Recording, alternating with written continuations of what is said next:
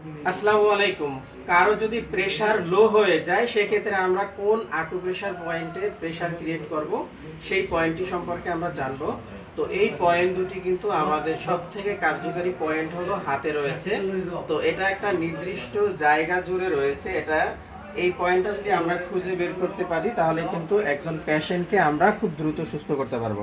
তো আমরা কি করব, হাতটা এভাবে সোজা রাখবো। দেখেন, এভাবে হাতটা সোজা রাখবো। রাখার পরে আমাদের এই প্রেশার লো হলে এই পয়েন্টটা এই জায়গাটা জুড়ে রয়েছে, এই জায়গাটা জুড়ে কিন্তু পয়েন্টটা রয়েছে। তো আমাদের কাজটা হলো হাত, আমরা একটা হাত তার হাত এভাবে যেভাবে হ্যান্ডসাইড করি, দেখেন একটু ক্যামেরায় দেখান, যেভাবে হ্যান্ডসাইড করি এভাবে হাতটা ধরবো। আর আমরা এভাবে দেখেন, খেয়াল করেন, এভাবে বৃদ্ধাঙ্গুলি দিয়ে এভাবে আমরা হাতটা ধরবো। ধরার পরে আস্তে আস্তে এভাবে প্রেশারটা ক্রিয়েট করব। অনেক জোরে প্রেশার দেওয়া যাবে না। যদি অনেক বেশি জোরে প্রেশার দেই তাহলে অনেক বেশি ব্যথা অনুভব হবে, দীর্ঘ সময় ধরে ব্যথাটা থাকবে। কারণ যাদের প্রেশার লো থাকে তাদের এই জায়গাটায় চাপ দিলেই সে অনেক বেশি ব্যথা অনুভব করে।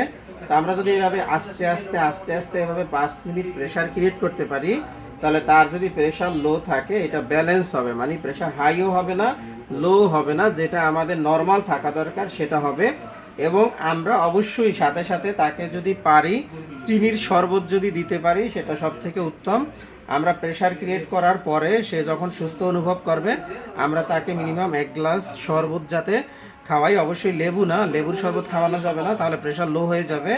শুধুমাত্র চিনির শরবত খাওয়াতে হবে। সবাইকে ধন্যবাদ।